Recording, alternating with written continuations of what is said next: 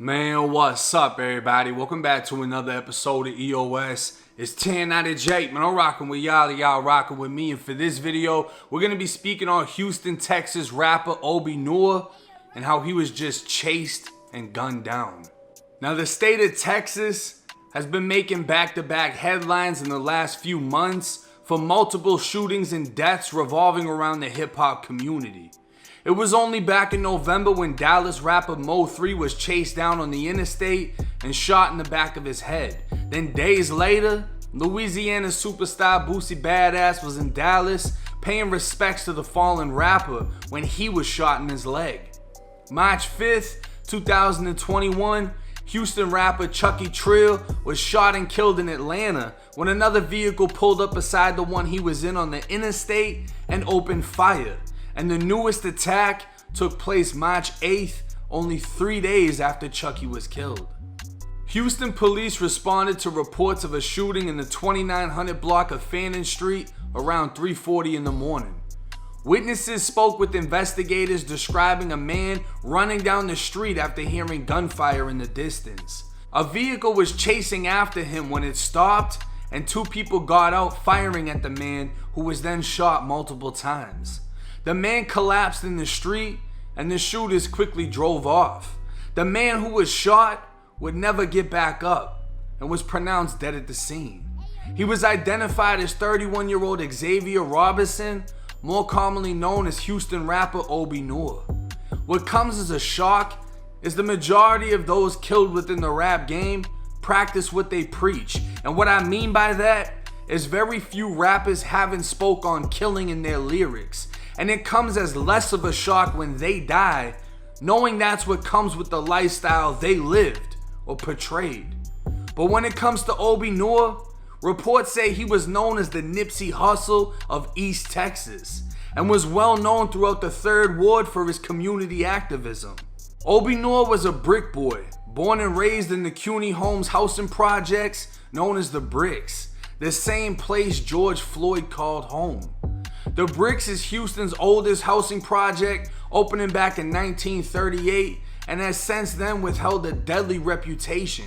But that didn't stop Obe, who made his way into international basketball, playing for a professional Colombian team and becoming an MVP player. But I say that to say this: none of that matters. Where you're from, who you were, or who you've become. Bullets don't differentiate the good from the bad. Bullets don't consider your accomplishments before tearing through your flesh.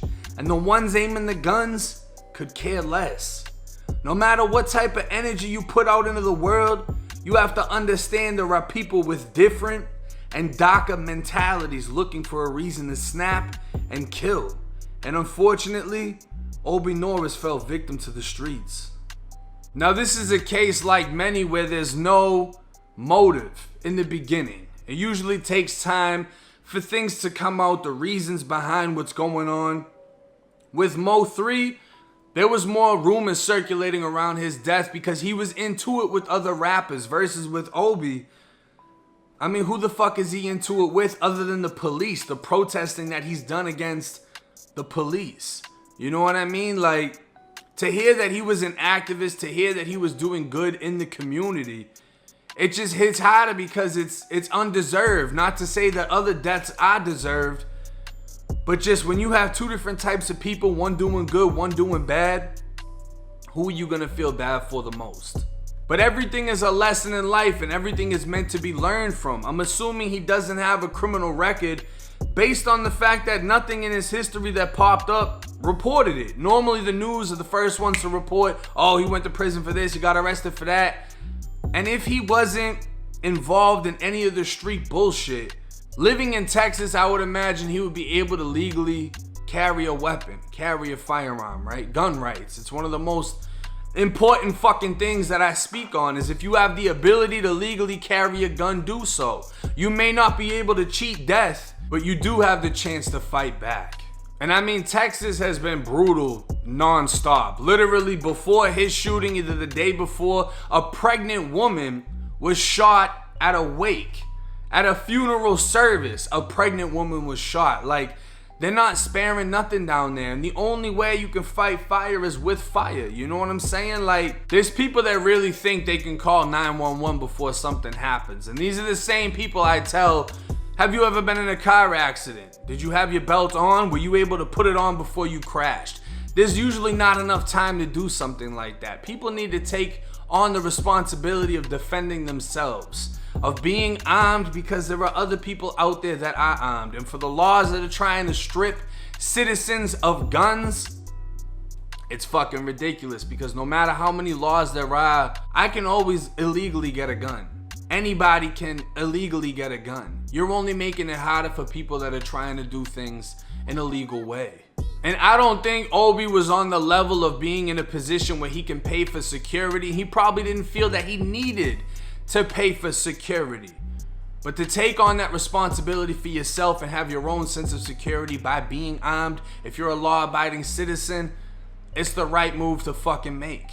I'm sure in the next few days or even weeks, we're going to be hearing more about this case. More details are going to come out. Camera footage, if there is any more witness reports, etc. I'm sure that they're already looking for the vehicle and the two shooters that were involved in this case. But like I said, it's another example of you can do everything right and you can still get left on the ground bleeding out. The streets are unforgiving and they've always been that way. And if you can redirect your life now to get as far away from it as possible, you have a better chance of not falling victim. But hey, it's 1090 Jake. I'm rocking with y'all and y'all rocking with me. Till next time.